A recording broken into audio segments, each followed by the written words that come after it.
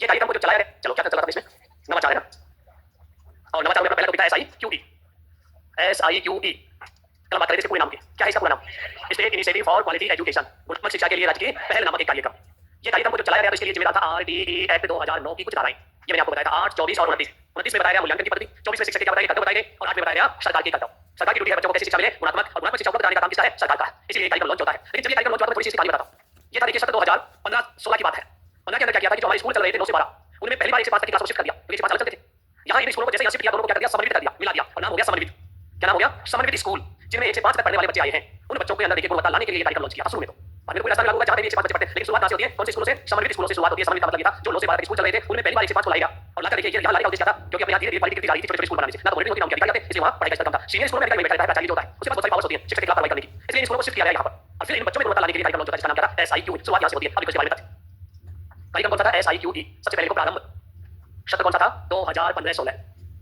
प्रारंभ को सत्र 2015-16 से कौन से स्कूलों में, समन्वित स्कूलों में, समन्वित स्कूलों में, ये स्थिति शुरुआत में। फिर आता है कौन सी कक्षा तक चल रहा है ये कार्यक्रम, कक्षा, ये कार्यक्रम चलाया गया कक्षा 1 से 5 तक राजकीय स्कूलों में, प्राइवेट स्कूलों में नहीं है, राजकीय स्कूलों में, राजकीय स्कूलों में कक्षा 1 से 5 स्कूलों को क्या कहा गया था, समन्वित स्कूल। आज वर्तमान की स्थिति करें तो पूरे राजस्थान में जहां जहां गवर्नमेंट स्कूल है 1 से 5 कक्षाएं चल रही है, उस समय चलता है। ऐसी कोई स्कूल नहीं है जिसमें ये नहीं चलता, उस समय चल रहा है, लेकिन ऐसे स्कूल गवर्नमेंट, प्राइवेट नहीं है, क्योंकि ये सरकार का कार्यक्रम है गुणवत्ता लाने के लिए देखिए शिक्षा में, इसी कार्यक्रम को चलाया गया। अभी तो 1 से 5 है, अगर इसको बढ़ा दिया जाए तो बाद में देखा जाएगा। अब देखिए बात आती है इसका संचालन कैसे किया जाए, क्या करना था, इसका संचालन कैसे करें। और संचालन के लिए देखिए यहाँ पर एक गवर्नमेंट नहीं काम कर सकती, गवर्नमेंट ने 5 NGO को मिलाया एक साथ और फिर कार्यक्रम को लॉन्च किया, और वो 5 देखिए यहाँ कौन कौन से तो संचालन हेडिंग डालो, SIQ का संचालन। और संचालन के लिए देखिए 5 NGO पर एक समझौते पर साइन करवाए अप्रैल 2015 को। कब की बात है, अप्रैल 2015 को देखिए 5 NGO द्वारा देखिए साइन करवाया गया था इसमें। वो 5 NGO कौन से थे, जिन्होंने MOU पर साइन किए, M कैपिटल O छोटा और फिर U capital, memorandum of understanding, समझ पर आधारित समझौता। पहले आप लोगों ने देखा होगा, मुझे कुछ कहता था, स्टाम्प लिख के दे मुझे, स्टाम्प पेपर क्या होता है, स्टाम्प पेपर होता है लीगल दस्तावेज, कानून द्वारा जो दिए जाते हैं वो दस्तावेज है जिसे आप कोर्ट में चैलेंज कर सकते हो। इसलिए आजकल कोई भी कंपनियां लीगल दस्तावेज साइन नहीं करवाती स्टाम्प पेपर, करती भी नहीं है। आजकल तो इस पर साइन होते हैं MOU पर, सफेद कागज, आप भी आज मेरे साइन कर दो, हो गया MOU। बीच में तोड़ दिया तो क्या फर्क पड़ता है, कोर्ट में तो नहीं सकते इसको, तो पेपर पर आधारित आपका समझौता है जिसका नाम क्या है, MOU। अब ये MOU हुआ था, इसको चलाने के लिए कितनी एजेंसियों के बीच, 5 अप्रैल 2015 को। देखिए सबसे पहले था इसमें निदेशालय, कौन सा था, निदेशालय। प्रारंभिक आएगा या माध्यमिक, माध्यमिक का, क्योंकि 12वीं तक स्कूल था उसमें चलाना था ये कार्यक्रम, तो उस समय तो कौन सा निदेशालय था, माध्यमिक शिक्षा, कहां पर है, बीकानेर। दूसरा किताबें बनवानी है इसके अकॉर्डिंग, सारा रिकॉर्ड बनवाना है, दस्तावेज बनवाने, और आपको पता है प्रैक्टिकल पाठ्यक्रम बनाने का काम किसका है, RCRT उदयपुर का। तो दूसरा देखिए उस समय नाम था SIRT, उस समय नाम क्या हुआ था, SIERT। उसके बाद तीसरा देखिए, फिर उसके बाद देखिए फंडिंग चाहिए, पैसे चाहिए, किताब छपवाने के लिए चाहिए, शिक्षकों को प्रशिक्षण देने के लिए चाहिए, हर काम के लिए पैसा, उसके लिए उस समय होती थी RCSE। ऐसी बात आता है, मैंने काफी शिकायत। सेकेंडरी एजुकेशन, आर माने राजस्थान, और C council, Rajasthan council of secondary education. तो देखिए प्राइवेट NGO थे, इंटरनेशनल, और एक हमारे यहाँ का, एक का नाम था यूनिसेफ, क्योंकि हमें पैसे चाहिए थे, तो यूनिसेफ ने पैसे दिए, फंडिंग की और टेक्नोलॉजी लेके आए। और एक देखिए टीचर्स को ट्रेनिंग देने के लिए जगह चाहिए थी, उसके लिए काम किसने किया, बोर्ड शिक्षा समिति, इसका ऑफिसर फोकस जयपुर, बोर्ड शिक्षा समिति। देखो कितने हो गए, 5, इन 5 ने साइन किए MOU पर, और 5 को 5 जिम्मेदारियां दी गई काम की। तो पहले तो बात करते हैं कि आज वर्तमान में क्या स्थिति है। वर्तमान में देखिए इस काम के लिए ये निदेशालय नहीं, ये भी काम कर रहा है, दोनों मिलकर काम कर रहे हैं अब तो। इसका देखिए नाम बदल चुका है, अब ये नहीं है, इसकी जगह कौन आ गया, RSCERT, समय के अनुसार बदल रही चीजें, ये भी बंद हो गया, अब ये भी नहीं है, इसकी जगह आ गया RCSE, ये देखिए, और ये दोनों है देखिए, ये तो हो गया NGO की स्थितियों में बदलाव। अब इसको काम दिया गया, देखिए यहाँ काम दिया गया था SIQ का संचालन करने का, इसको क्या कार्य मिला, SIQE का संचालन करना, इसका काम तो ये था। देखो इसको भी काम दिया गया अकादमिक निर्देशन का, क्योंकि पढ़ने लिखने से संबंधित सलाह दे सकता है, तो कौन सा काम था इसका, अकादमिक निर्देशन। ये आया था पिछली बार में भर्ती में, आज का ये सवाल देखिए, RSCRT की क्या भूमिका थी SIQE के अंदर। पहला काम तो क्या था, अकादमिक निर्देशन। दूसरा काम तकनीकी समर्थन, टेक्नोलॉजी प्रोवाइड करवाया इसने, समर्थन। तीसरा एक काम और था, क्योंकि ट्रेनिंग जो दिलाई जा रही है SIQ की डाइट के माध्यम से, तो डाइट को सुदृढ़ करना था, स्ट्रॉन्ग बनाना था उसको। तीसरा काम था डाइट को सुदृढ़ बनाना। ये 3 काम थे, और ये बनाए थे। देखिए पूछा गया था यहाँ से, देखिए RSCRT का कौन सा कार्य नहीं है, उसमें एक चौथा ऑप्शन ये था, शिक्षकों को प्रशिक्षण देना, ये काम नहीं था इसका, ट्रेनिंग का काम तो इसका है। अब आते हैं देखिए जयपुर इंस्टीट्यूट RCSE, इसका काम था कार्यक्रम की रूपरेखा बनाना और शिक्षकों को प्रशिक्षण देना, कार्यक्रम की रूपरेखा बनाना, कार्यक्रम की रूपरेखा बनाना, यानी डिजाइन तैयार करना, ये एक। दूसरा काम क्या था, शिक्षकों को प्रशिक्षण देना, प्रशिक्षण देना। वित्तीय सहायता ये था, यूनिसेफ से हमने पैसे लिए थे, वित्तीय सहायता। देखो इसे क्या लिया हमने, वित्तीय सहायता। दूसरा इसमें टेक्नोलॉजी भी प्रोवाइड करवाई, तकनीकी सहयोग भी था, इसका तकनीकी समर्थन। इसमें देखिए हमें तकनीकी समर्थन के लिए कहा, और टेक्नोलॉजी प्रोवाइड करवाई थी, इसमें कौन सी करवाई थी, किताब के अंदर जो विधाएं थी इनमें, उनको देखिए बहुत ही सरल रूप से परिभाषित करने का काम इसने किया था, शिक्षा अधिकारियों को भी ट्रेनिंग देता था ये बुलाकर। तो इस तरह से देखिए हमारे 5 NGO 5 के काम है आपके सामने, एक एक करके उदाहरण हो गए। पहला तो ये था, देखो दूसरा ये था देखिए नाम बदले समय के अनुसार, तीसरा ये है आज के दिन, और चौथा यूनिसेफ। देखो और पांचवा ये है आपके साथ उदाहरण, सबके कार्य में शॉर्ट में लिख दिए हैं। टेक्नोलॉजी सभी काम करेंगे, ये जरूरी एक ही हमें ऊपर बताएगा, सब काम कर सकते हैं। टेक्नोलॉजी के अंदर ये है कि इसकी टेक्निक्स टूल्स क्या है, जो गतिविधियां आयोजित होंगी उसमें क्या कुछ होगा, तो ये अकेली कोई एजेंसी काम नहीं करती, मिलकर काम किया था तकनीकी के सामने। इसने भी टेक्नोलॉजी प्रोवाइड करवाई, इसने भी करवाई और इसने भी करवाई।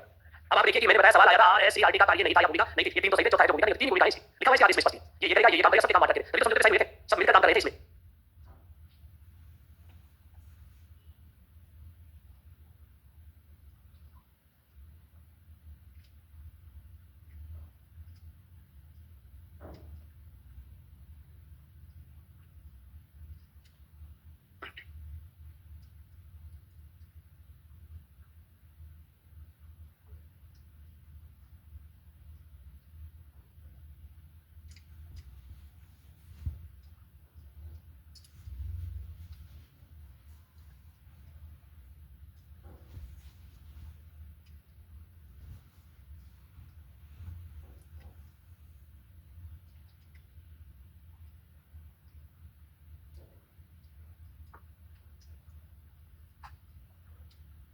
बता दिया सबने?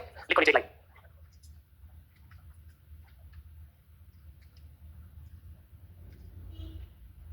देखो अप्रैल 2015 को उपरोक्त पांचों संस्थाओं के मध्य एक एमओयू पर हस्ताक्षर किए गए।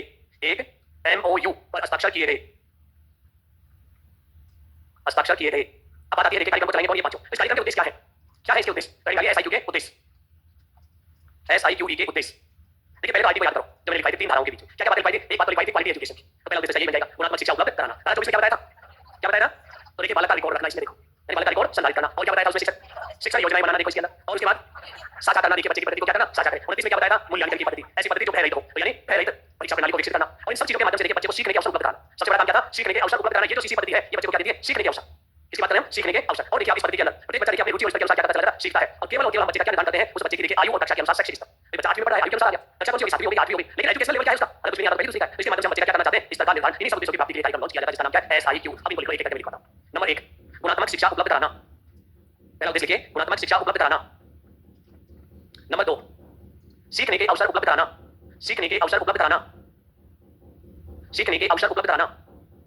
नंबर 3 शिक्षण प्रक्रिया को आनंददायी बनाना।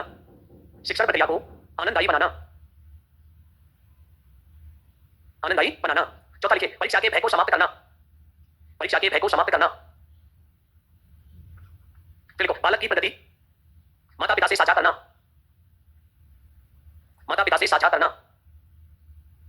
और अंत में लिखो आयु व कक्षा के अनुसार शैक्षिक स्तर निर्धारित करना।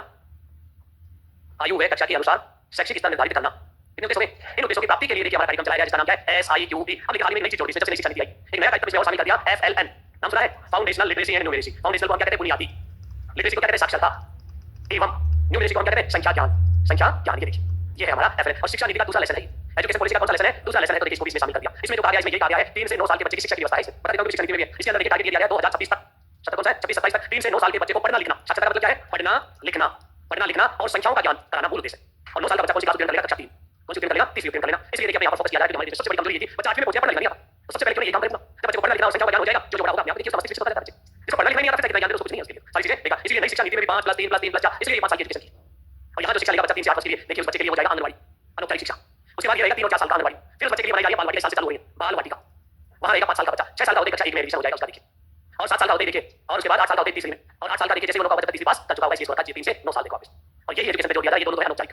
और ये हमारी जो कक्षा शुरू होती है कैसी होती है? औपचारिक शिक्षा। चाहे कॉलेज हो चाहे स्कूल हो ये कैसी शिक्षा होती है? औपचारिक। और जिनमें क्लासें नहीं होती है वहां क्या होती है? अनौपचारिक शिक्षा। आंगनवाड़ी में 3 किताब चलती है, कई बार बता चुका हूं। कारण उमंग और खिलकारी जो बच्चों को पढ़ाई जाती है कोई लेवल नहीं होती है। आधी 3 किताबें पढ़ाते हैं 3 साल के को भी 4 साल वाले को भी। यही है तो इसको शामिल कर दिया आपने इसमें। लिख लो इसमें नीचे नोट लगा के लिखो। एसआईक्यू के अंतर्गत एफएलएन कार्यक्रम को भी शामिल कर लिया गया। इनमें नाम लिखा नहीं था? एफएलएन का बुनियादी साक्षरता संख्या ज्ञान।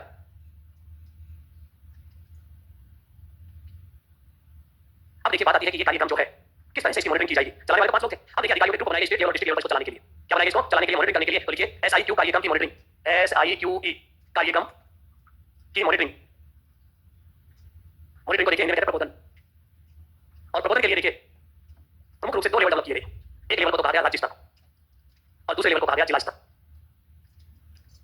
कितने लेवल बनाए? तो अब देखिए राज्य लेवल पर इस कार्यक्रम को चलाने के लिए एक कमेटी बनाई गई जिसको कहा जाता है steering committee, project steering committee PSC. Project को क्या कहते हैं? कार्यक्रम या परियोजना। स्टीयरिंग को क्या कहते हैं? संचालन। और कमेटी को क्या कहेंगे? समिति। इसका गठन किया गया राज्य लेवल पर सबसे पहले परियोजना संचालन समिति। ये थी देखिए स्टेट लेवल का एक प्रोजेक्ट परियोजना संचालन समिति सबसे बड़ी थी। इस कमेटी का मुखिया जो बनाया गया था देखो वो बनाया गया था आयुक्त को। मुखिया बनाया गया किसको? आयुक्त कमिश्नर को। जो आईएएस होता है शिक्षा में आयुक्त होता है नहीं होता है उसको इसका क्या बनाया गया? मुखिया बनाया गया। इसको ये जिम्मेदारी दी राज्य लेवल पर आप इसकी नीतियां बनाओगे। काम क्या था इस कमेटी का? इससे संबंधित नीतियों या नियमों का निर्माण करना। नीतियों का निर्माण।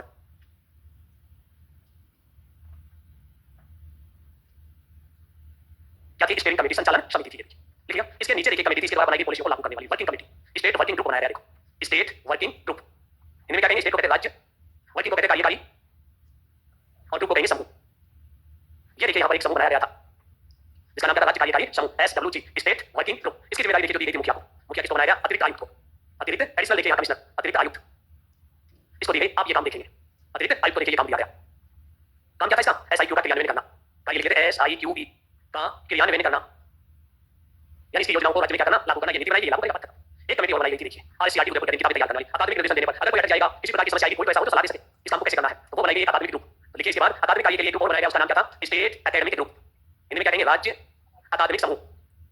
और अकादमिक नाम आते सीधे पहुंचाएगा उदयपुर से, पहले ट्रेनिंग होनी चाहिए, कहां जाना चाहिए अकादमिक कार्य के लिए, कौन है, उदयपुर। तो अकादमिक समूह, स्टेट एकेडमिक ग्रुप। और इसका मुखिया कौन होगा, इसका मुखिया देखिए सीधा सा है यहाँ पर, मुखिया जिसको बनाया गया निदेशक आरएससीईआरटी को। वहां मीटिंग होगी तो उसका मुखिया वही होगा, निदेशक आरएससीईआरटी। ये निदेशक आईएएस होता है, आरएस, ठीक है, ध्यान तो रखते हो आप, इसका मतलब कुछ पढ़ लेते हो। कार्य क्या है इसका, अकादमिक कार्य करना। इसका मूल काम क्या है, अकादमिक कार्य करना, अकादमिक कार्य करना। अकादमिक क्या है, पढ़ने लिखने से संबंधित जो काम होता है।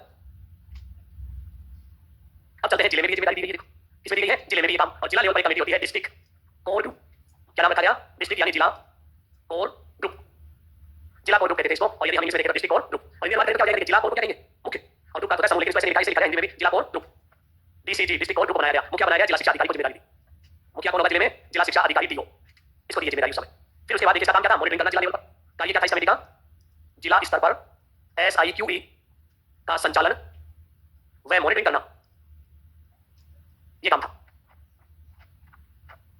जो काम देखिए राज्य लेवल पर उदयपुर से हो रहा है अकादमिक काम, तो जिले में अकादमिक काम के लिए कौन सी संस्था होती है, डाइट। तो देखिए डाइट में भी एक अकादमिक समूह बनाया गया, डाइट अकादमिक समूह, ये बनाया गया था देखिए। और इसका काम क्या था, इसका काम था जिला स्तर पर, डाइट होती है जिला स्तर पर अकादमिक कार्य करना। मुखिया कौन होगा, डाइट का प्रिंसिपल।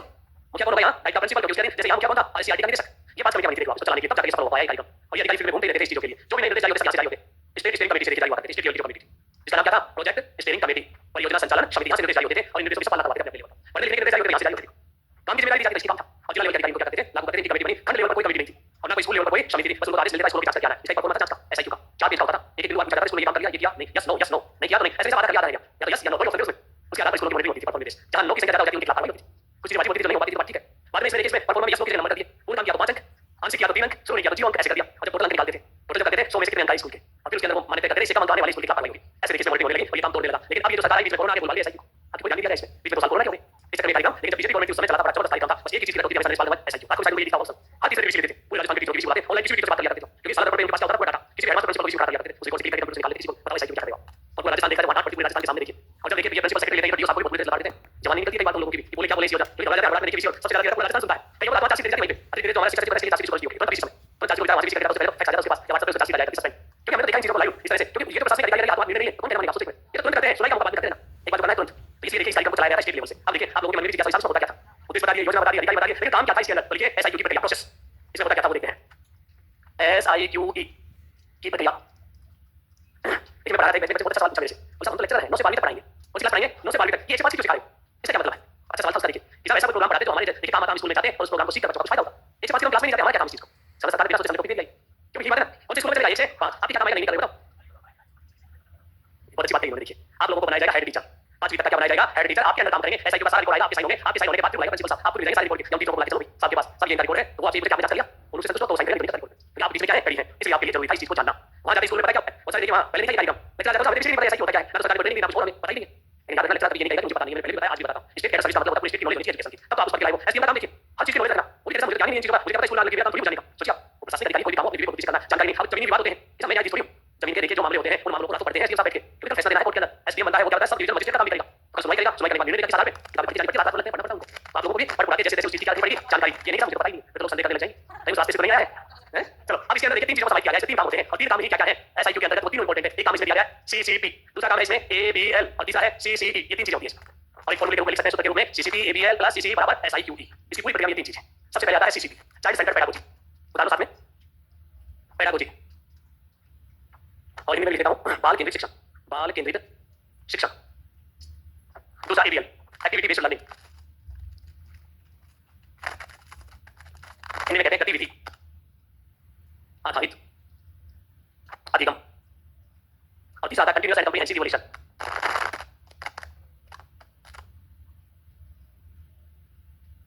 हिंदी में कहते हैं सतत एवं व्यापक मूल्यांकन। और अब देखेंगे तीनों चीजें होती क्या है, क्या काम होता है तीनों, पहले पूरा नाम लिख लो, उसके बाद समझते हैं तीनों।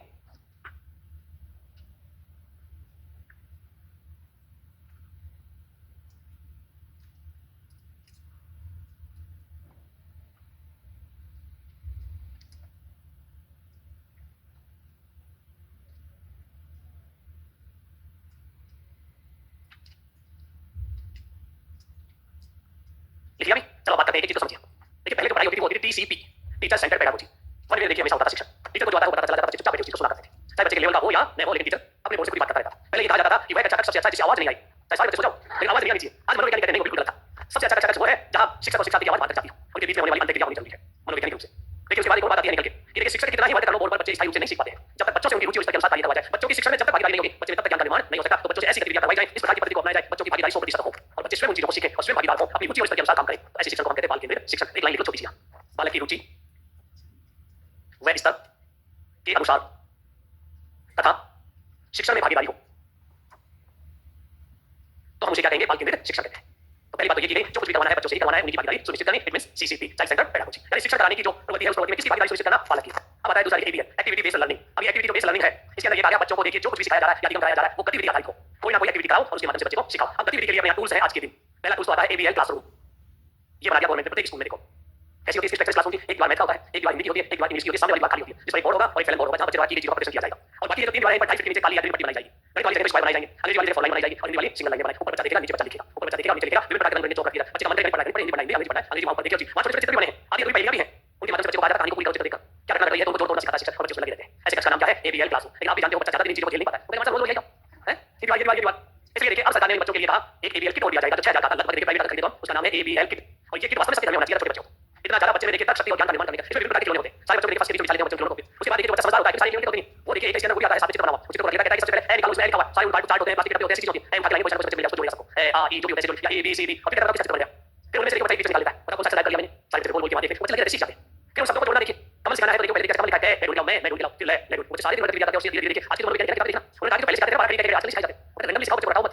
पहले बताया जाता था कई बार रटा लगाता बेचारा और रटे लगाता रहता था, आजकल कोई बात नहीं सिखाई जाती कहीं भी, रैंडमली मात्राएं सिखाई जाती हैं उनको ताकि बच्चे को स्थायी हो जाए। पहले से कुछ भी नहीं आता बार बोल बोल के कहा कि हां ये की ऐसे होता, आजकल नहीं होता सिस्टम। लेकिन मनोविज्ञान का प्रयोग हो गया शिक्षा, बच्चों को बहुत सारे अध्ययन किए उनके आधार पर रैंडमली सिखाया जाता है। इसलिए बच्चों को पढ़ना लिखना आता है, पहले उठा के हर कुछ सिखाया जाता था, लेकिन रैंडमली कोई नहीं सिखा पाता है। पहले को ना दो की टेबल लगानी है, तो आप देखिए तो दो की टेबल है, उत्तरी राजस्थान में देखो कैसे बोली जाती है, बाड़मेर में जाओ तो दुआ हो जाता है, सिरोही में चले जाओ तो दूध हो जाता है, पता नहीं क्या बोलते। अलग अलग व्यक्ति कई बार की पोस्टिंग वहां हो जाती है, सिरोही बाड़मेर वाले से नहीं पढ़ा पाता क्योंकि वो अपने बारे बोलेगा उस तरह से बारे वहां नहीं होते हैं, तो बच्चों को समझ में नहीं आई वो चीजें। अलग अलग बुलाते हैं शिक्षक को ऐसे बोलते हैं। और देखिए हर क्षेत्र में अलग अलग बोलते हैं, हमें तो सिखाया गया था, दो का पढ़ा अलग तरीके से उन चीजों में देखा तो वही तरीके समझ नहीं आता। अब देखिए उन चीजों को समस्या तो आती है ऐसे बहुत सारी भाषा। तो ये दो टूल्स है अपने पास, क्या है एबीएल क्लासरूम और एबीएल किट। तब जाकर बच्चा इन चीजों से क्या करता है एक्टिविटी और उसके बाद सीख जाता है बच्चा, पूरे साल में ये चलता रहता है। अब उसके बाद पहले हम पता क्या करते हैं, बेटा पहले तुम्हारी बोर्ड परीक्षा है, पहले लग जाता है एक साल पहले, अच्छा 7वें में चला, इस साल बोर्ड परीक्षा है यानी परीक्षा कब है। अब देखिए इसमें एक बार परीक्षा के पेपर क्या करना है समाप्त। अगर देखिए कहता है बेटा तुम्हारी वार्षिक परीक्षा पढ़ लो, बच्चा कहेगा मां साहब पूरे साल भर खेल खिलाए, अब नहीं परीक्षा सोचिए आप पूरे साल भर खिलौने से खिलाए और फिर परीक्षा होगी। इसलिए परीक्षा पद्धति बड़ी लचीली बनाई गई है और उस पद्धति का नाम क्या है? खेल खेल में ही परीक्षा ले ली जाए। पहले क्या होता था, अगर बच्चे ने एक पेपर नहीं दिया एक परीक्षा में तो हमारा रिजल्ट होता है कितना इंटेलिजेंट हो, फेल फेल कर देते। ये कहते हैं ये पेपर नहीं दिया तो क्या हो गया, बच्चे का स्तर तो जानो, जो क्लास का टॉपर बच्चा उसको करेगा फेल और जिसको कुछ नहीं आता है उसको करेगा पास। ये पद्धति का दोस्त हमारा जो बच्चा क्लास का टॉपर वाली बीमार हो गया, एक पेपर नहीं दे रहा उसका परिणाम क्या होता है फेल, तो उसको फेल और 36 नंबर लाकर पास हो गया, उसको क्या करेगा तू पास हो गया। क्या परीक्षा प्रणाली में दोस्त नहीं था, क्या वो बच्चा इतना कमजोर है क्या जो 90% लाता है, एक पेपर नहीं दिया तो आपने ले लिया फेल, इसलिए परीक्षा फेल नहीं होगा। इस वाली आज नहीं आया कल लेंगे तुम्हारे पेपर, कल परसों आएगा, जिस लाइफ से लेंगे तुम्हारे पेपर। ऐसी लचीली प्रणाली को कहते हैं सीसीडी। और इस पद्धति को चलाने का उद्देश्य था बालक की शैक्षिक स्तर का निर्धारण करना, बस इतना सा काम है कि वो उस लेवल का है या नहीं जिस स्टैंडर्ड में वो पढ़ रहा है। अब ये आज तक आज के बच्चों में होता क्या है कि उसको लेवल पर लिया जिस लेवल का बच्चा है, जहां उसकी मानसिक आयु है, जहां उसकी कक्षा का स्तर है, उस लेवल पर लिया पढ़ना लिखना सिखाना होता है।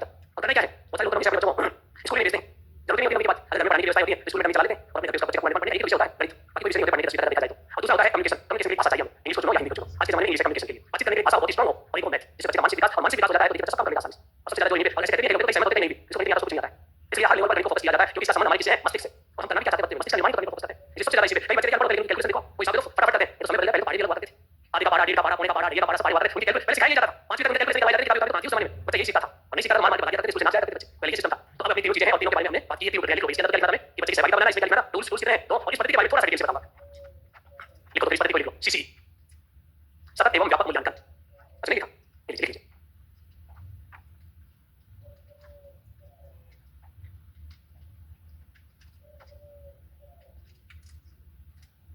सतत एवं व्यापक मूल्यांकन, सतत एवं व्यापक या समग्र मूल्यांकन। सबसे पहले आता है कि अवधारणा का जन्म कहां से हुआ। इसका जन्म होता है 5-5-10 से। 5-5 कितने होते हैं 10, तो इसका जन्म की कहानी है 5 मई 2010। इसका याद हो जाएगा 5-5-10 देखना, एक पायलट प्रोजेक्ट के तहत। हमने यहाँ क्या चलाया गया था, एक pilot project. Pilot project, pilot project क्या होता है, ट्रायल प्रोजेक्ट क्या होता है, ट्रायल। और ट्रायल के लिए पूरे राजस्थान में चलाया गया था 60 स्कूलों में। कितने स्कूलों में चलाया गया था, 60 स्कूल, दो जिले चुने, अलवर और जयपुर। अलवर तो ग्रामीण स्कूल चुने, कौन से स्कूल है, और जयपुर के लिए शहरी स्कूल। अलवर को मिले 40 स्कूल और इसमें लिए 20 स्कूल, टोटल हो गए 60 स्कूल। ये कार्यक्रम चलाया पायलट प्रोजेक्ट के तहत। फिर शिक्षा अधिकारी गए और पता लगाया कि ये सीसी कार्यक्रम सही है या गलत है। तो वहां की रिपोर्ट ली एक स्कूल से जाकर एक बच्चा और अभिभावक से पूरे दस्तावेज तैयार होते हैं। फिर बाद में निर्णय लिया गया कि पूरे राजस्थान में लागू कर दो, बहुत बढ़िया प्रोजेक्ट है। क्योंकि इसका निष्कर्ष क्या निकला कि इसे लागू कर दिया जाए, संपूर्ण राजस्थान में लागू होता है। देखो 2016-17 से संपूर्ण राजस्थान में लागू, 2016-17 से। ये तो इसका परिचय कि प्रोजेक्ट आया कैसे और आज भी कक्षा 1 से 5 तक चल रहा है ये प्रोजेक्ट सीसी पद्धति। अब इन शब्दों की चले जाते हैं, एक शब्द की बात कर लेते हैं। कंटीन्यूअस क्या होता है, इनमें कहते हैं सतत या निरंतर या लगातार। क्या है लगातार निरंतर कंटीन्यूअस? हाँ जी, और बताओ पहली क्लास में इतना सब बच्चा था, पहले दिन उसका आकलन कर लो आप, क्या करो उसका, इतने किलो वजन है, इतनी लंबाई है, इतने शब्दों का ज्ञान है, उसको सारी चीजें इसमें ऐसे इसको बातचीत करनी आती है, ऐसा बोलना आता है, पूरा आकलन कर ले टीचर उसका। और जब वो स्कूल छोड़ के जाता है तब वो इतने सीखना हो जाएगा उसका, इतने से जब बच्चा इतना हुआ उसका सारे आकलन हो आपके पास, कितनी हाइट बढ़ गई, कितना वजन बढ़ गया उस बच्चे का। दूसरा उसका बोलने चालने के व्यवहार में इतने सीखना होने पर जो परिवर्तन उसका आकलन हो आपके पास। पहले दिन जब आया था उसको क्या आता था, आज क्या आता है, उसका जो पढ़ा लिखा है लर्निंग हुई उसको, उसका भी आकलन हो उसका। और कक्षा में जब टीचर पढ़ा रहा है तब भी उसका आकलन हो, और जब यूनिट समाप्त हो जाती है तब भी उस बच्चे का क्या हो, आकलन हो उस चीज का। तो यानी कंटिन्यू टीचर से जुड़ा रहे, उसकी हर चीज को क्या करता रहे, आकलन करता रहे उस चीज को, वो कहलाता है निरंतर। दूसरा शब्द काम में लिया व्यापक या समग्र या कम्प्रीहेंसिव, इसका क्या अर्थ है, संपूर्ण पक्ष जैसे दो पक्ष होते हैं हमारे, एक शैक्षिक और सह शैक्षिक। यानी जो किताबी ज्ञान है वो तो शैक्षिक, उसके अलावा खेल कूद भी है, कला और संस्कृति भी है, बहुत सारी गतिविधियां होती है, प्रयोग है, प्रोजेक्ट है, ये सब क्या है, हर एक्टिविटीज है, इनमें भी बच्चा भाग लेता है। इसके लिए अंत होने लगे इसमें, पहले क्या होता था, जो सबसे बड़ा कार्य होता था वो बच्चा किताब पढ़ेगा, इसके अंदर किताब के अलावा भी हर एक्टिविटी है, बच्चे बच्चों के साथ कैसे वो करते हैं देखिए इसमें, उस चीज को शामिल किया गया। व्यापक का मतलब बच्चे का शैक्षिक और सह शैक्षिक, और इसका तो बहुत बड़ा कार्य देखिए, शैक्षिक और सह शैक्षिक नहीं, व्यापक ज्ञान की होनी चाहिए, व्यापक सिखाने के तरीके की होनी चाहिए। अगर बच्चा एक तरीके से सीखा है तो दूसरे तरीके से सिखाओ, अवसर की व्यापकता होनी चाहिए कि देखिए बच्चे को एक अवसर नहीं कई अवसर मिले सीखने के, उसके अलावा पाठ्यक्रम की व्यापकता होनी चाहिए, मूल्यांकन विधाओं की व्यापकता होनी चाहिए। व्यापकता का कोई एक अर्थ नहीं है, ये उनको ज्यादा पता है वाला चीज चलता है, और यहाँ से सवाल आता है मेरे व्यापकता नहीं अपनी आई है चीज, अब ये तो क्या है कार्यक्रम के अंतर्गत पद्धति है, तो इतना परिचय होना चाहिए, सीखा पाया कहां है, राजस्थान में कब से लागू हुआ। तीसरा शब्द आता है मूल्यांकन, कौन सा शब्द आता है, इवोल्यूशन या मूल्यांकन। मूल्यांकन के लिए इसमें जो कहा गया है सतत चलना चाहिए मूल्यांकन बच्चे का, और मूल्यांकन पहले दिन जब बच्चा आता है प्रवेश के समय भी मूल्यांकन हो, पढ़ाते समय भी मूल्यांकन हो, और पढ़ाई समाप्त होने के बाद भी मूल्यांकन हो। जब बच्चा स्कूल आता है तो बेस में बनाओ, बेस लाइन होनी चाहिए, जिसको अंग्रेजी में कहते हैं आधार रेखा आकलन, ये होना चाहिए प्रवेश लेते हैं। ये दूसरी क्लास से शुरू होता है, उसकी कक्षा से सेकंड से, पहले बच्चे को बताते हैं बेस लाइन तो नहीं करते। उसके बाद देखिए जब हम पढ़ा रहे हैं, जब बच्चे में ज्ञान का निर्माण कर रहे हैं, ज्ञान की रचना कर रहे हैं, उसमें उस समय होना चाहिए रचनात्मक, कौन सा आकलन हो, रचनात्मक आकलन, अंग्रेजी में कहते हैं फॉर्मेटिव असेसमेंट एफए। और जैसे ही हम बच्चे को देखिए पढ़ा देते हैं पूरी इकाई, उसके बाद हमें ये पता लगाते हैं कि सारी चीज याद है या नहीं, उस विषय वस्तु की समझ या सारांश, उस आकलन को कहते हैं सारांश आकलन, और इंग्लिश में कहा जाता है समेटिव असेसमेंट, और हिंदी में कहते हैं योगात्मक। सारी चीजों का सारांश या योग है, जिसके आधार पर हम ग्रेड देते हैं उसको, ए ग्रेड, बी ग्रेड और सी, तीन ग्रेड है राजस्थान में, कितनी ए बी और सी। ए का मतलब बच्चा स्वयं कर लेता है, बी का मतलब टीचर के सहयोग से करता है, सी का मतलब बिना टीचर के कुछ नहीं कर सकता। तो इस तरह से देखिए योगात्मक आकलन, और इसको कहते हैं ऐसे। देखिए ये पद्धति आई बहुत अच्छी पद्धति, हम लोग पता क्या करते हैं, एक वार्षिक परीक्षा पूरे साल पढ़ाते रहते हैं, पढ़ाते जुलाई से याद करता है उस डेटा को, और मार्च तक याद रखता है, कितना ज्यादा प्रकट किया जाता है उस बच्चे को। सोचिए अरे यार पढ़ाया उसे पढ़ाते कुछ आया नहीं आया बच्चे को, समझ में आया तो आंसर देगा, नहीं आया तो दोबारा पढ़ा दो, इस तरीके से याद, दूसरे तरीके से पढ़ा दो, ये पता है। अरे एक तरीके से एक बच्चा नहीं सीख पाया तो दूसरे तरीकों की व्यापकता होनी चाहिए, अवसर की व्यापकता होनी चाहिए। तो ये व्यापकता थी, अगर बच्चा एक चीज नहीं सीखा है दोस्तों, दूसरा देखिए इनमें बड़ी कंफ्यूज हो जाती है। सबसे पहले देखिए हम क्या करते हैं, तीनों चीजों को एक सिंपल से तरीके से समझो। आपके घर कोई मेहमान आया, आते आप करते हो कि उसका लेवल क्या है, काम दिखाओ इसको, अंदर वाले कमरे में बिठाना है, बाहर वाले में बिठाना है।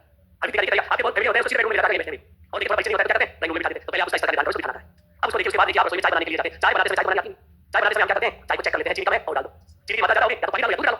चाय का निर्माण करते समय जब आप चख रहे हो, चखना क्या है, आकलन कि चाय सही है या गलत है, वो चाय का निर्माण क्या है, या हम बच्चे का निर्माण कर रहे हैं, उस समय बीच में जांच कर लेते हैं। इसको सवाल पूछना बीच में लिख के पूछो, पेपर पेंसिल से करवा दे, बोर्ड पे बुला के करवा लो, पता लग जाएगा बच्चे की चीज या नहीं। ऐसे आकलन को क्या कहते हैं, रचनात्मक आकलन। बालक का ज्ञान की रचना करते समय, सर्जन करते समय जो आकलन किया जाता है, या ये कहो शिक्षण अधिगम की प्रक्रिया के दौरान सिखाते समय जो आकलन किया जाता है, वो चाय याद रखना, चाय बनाते समय जो आकलन करते हैं। अच्छा ये एग्जांपल मैंने नहीं लिया, रॉबर्ट केनेडी ने दिया था, ये देखिए उस समय किसी को लिखा जा रहा था, उस समय की बात है ये एग्जांपल। उसके बाद आता है देखिए योगात्मक, अच्छा बोलिए देखो मेहमान बोले, अब वो पिएगा तो पहले अच्छी बना के लाओ, अरे वाह ए ग्रेड की चाय, कटिया वाली को बी ग्रेड की चाय, और बिल्कुल क्या बोले, अरे चाय बनानी नहीं आती, सी ग्रेड की चाय। इसके योगात्मक के आधार पर बच्चे को क्या देते हैं, ग्रेड देते हैं, जो उसको जितना आता है उस हिसाब से उसको क्या दी जाती है, ग्रेड। ये है मूल्यांकन की तीन विधाएं। कौन कौन सी, आधार, रचना और देखो मैंने सरल से सरल तरीके से आपको बताने की कोशिश की, समझ में आएगा, लिख लो मूल्यांकन की तीन चीजें।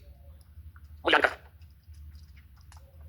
कितने होते हैं, तीन। एक आधार रेखा बेसलाइन, आधार रेखा आकलन बेसलाइन। दूसरा फॉर्मेटिव रचनात्मक आकलन एफ ए, और फिर आता है योगात्मक आकलन एस ए, और इसके साथ क्या दी जाती है, grading, A grade, B grade और सी ग्रेड। और ये कब होता है, शिक्षण अधिगम प्रक्रिया के दौरान, शिक्षण अधिगम प्रक्रिया के दौरान बच्चे की प्रगति का पता लगाया जाता है इसमें। और ये कौन सी कक्षा से प्रारंभ होता है, कक्षा 2 से प्रारंभ, 2 से प्रारंभ। इससे बच्चे का स्तर पता लगाया जाता है कि उस कक्षा के लेवल का है या पिछली कक्षा के लेवल का, फिर हम प्लेसमेंट करते हैं उसका, और क्लास में दो ग्रुप बना लेते हैं, एक उस कक्षा के लेवल के और एक उससे नीचे लेवल के, तभी तो उनके लेवल पे जाके पढ़ाते हैं। हाँ जी, ये वाले से 5 अपने राजस्थान में 1 से 5। हाँ जी वो मैं बता दूंगा अभी, ठीक है। पहले तो क्या कंसेप्ट क्लियर होना चाहिए, ये है क्या चीज। कितने आकलन हो गए, 3, आधार रेखा, रचनात्मक, और ये कर लेते हैं प्रारंभ में, ये कर लेते हैं शिक्षण कराते समय, शिक्षण का शिक्षण के पश्चात बाद में।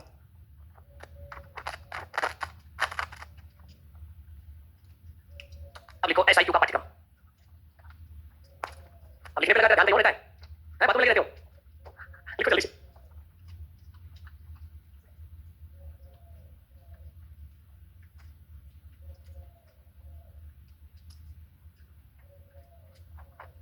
लिखिए अभी एसआईक्यू का पाठ्यक्रम, एसआईक्यू का जो पाठ्यक्रम है वो टर्म में विभाजित है, इसमें विभाजित कर रखा, टर्म बना रखी है इसमें। देखिए टर्म क्या है, टाइम ऑफ पीरियड, समय की अवधि को कहा गया। पहले तो कहा गया था शुरुआत में सवा 2 महीने की अवधि क्या कहलाएगी, एक टर्म कहलाएगी। अब देखिए इसको अलग तरीके से परिभाषित किया है, क्या है टर्म, समय की अवधि, टाइम ऑफ पीरियड। अब देखिए यहाँ जो अवधि बनाई गई है, पूरे एक शैक्षिक सत्र को 3 अवधियों में बांट रखा है, या 3 टर्म में बांटा, पहले 4 में बांटा, अब कितनी करती है, 3 टर्म है। देखिए 2018 से कितनी चली आ रही है, 3। अब देखिए सबसे पहले आती है टर्म फर्स्ट, टर्म फर्स्ट होती है जुलाई से लेकर दीपावली की छुट्टियों तक की अवधि, जब भी छुट्टी पड़ेगी तब कुछ नहीं किया। सेकंड टर्म होगी, देखिए वो होगी दीपावली की छुट्टियों के बाद से और बड़े दिन की छुट्टियों तक, टर्म सेकंड। और फिर देखिए बड़े दिन की छुट्टियों के बाद से वार्षिक परीक्षा होती है, तब तक की टर्म कहलाती है अपने इसमें टर्म थर्ड। तो पूरे एजुकेशनल सेशन को कितने भागों में बांट रखा है, 3 टर्म में बांट रखा है समय की अवधि के अनुसार। और 1 से लेकर 5 तक के बच्चों की 3 किताब मिलती है एक बच्चे को, सब्जेक्ट वाइज नहीं मिलती है। एक किताब का नाम होता है टर्म फर्स्ट, एक लाया उसी में गणित है, उसी में विज्ञान है, उसी में पर्यावरण है, सब कुछ उसी में है। और इस टर्म में सिलेबस होता है बच्चे का 45%। कितना पाठ्यक्रम होता है इस टर्म में, पाठ्यक्रम 45 देखो, और इसमें होता है केवल 40, जो बाकी बचा सब इसमें 15%। इस टर्म में कम होता है। एक टर्म पूरी हो जाए, एक किताब पूरी हो जाती है तो बच्चे का एक आकलन किया जाता है, उसको कहते हैं एसे 1।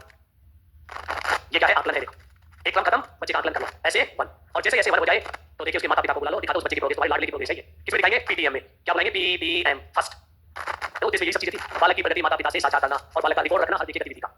और उसके अंदर ये भी था बालक का स्तर निर्धारित करना, इसलिए आधार रेखा से स्तर का निर्धारण किया। सब वही चीजें हैं जिन उद्देश्यों को लिखा जाता है, उन्हीं की तो प्राप्ति के लिए क्या होती है? एक्टिविटी होती है। अब देखिए दूसरी टर्म में आएंगे, जैसे ही पढ़ा दिया तो यहाँ होगा ऐसे सेकंड। केवल गवर्नमेंट स्कूल में बता रहा हूं मैं, सब कुछ लागू है। आपको क्या पता लागू नहीं है? उन टीचर्स से पूछ के देखो, काम करें, काम छोड़ो, कुछ पता ही नहीं होता है। कई लोग होते हैं पंचायत आया आराम, बाकी एक एक एक्टिविटी लागू है, एक एक चीज होती है टाइम टू टाइम, सब चीजें फिक्स रहेंगे। अब आप देखिए इसके बाद सरकार ने ऑर्डर निकाला, पीटीएम नहीं होगा, एमटीएम होगा।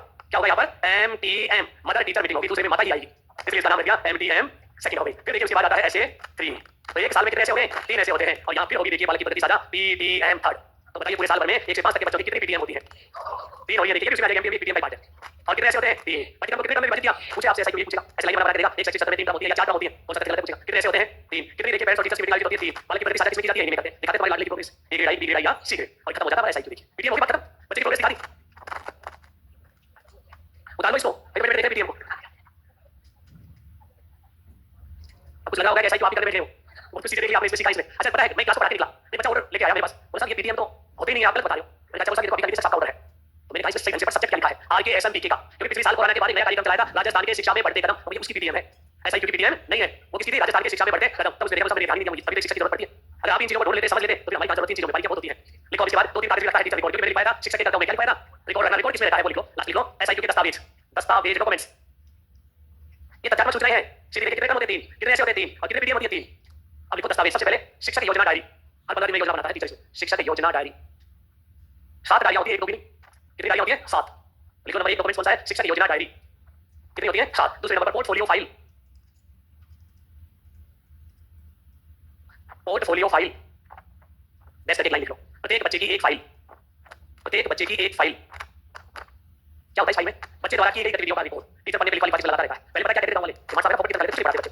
अगर आपको कहता है कि मार्क्स 5 कुछ पढ़ाते आ जा, एक बच्चे के कम से कम 50 कागज होते हैं, एक बच्चे के, तुमने तय कैसे दिया कि बच्चा कुछ नहीं करता, तुम्हारे बच्चे के कागज, बच्चे को कुछ नहीं चाहिए कागज, एविडेंस होना चाहिए। जब दूसरा व्यक्ति आपसे बताता है तो आप दिखाइए 50 से 100 कागज होते हैं हर साल की फाइल में, एक बच्चे के पास फाइल बनती है, उस फाइल का नाम क्या है? पोर्टफोलियो। पहले बेचारे टीचर देखिए कॉपी में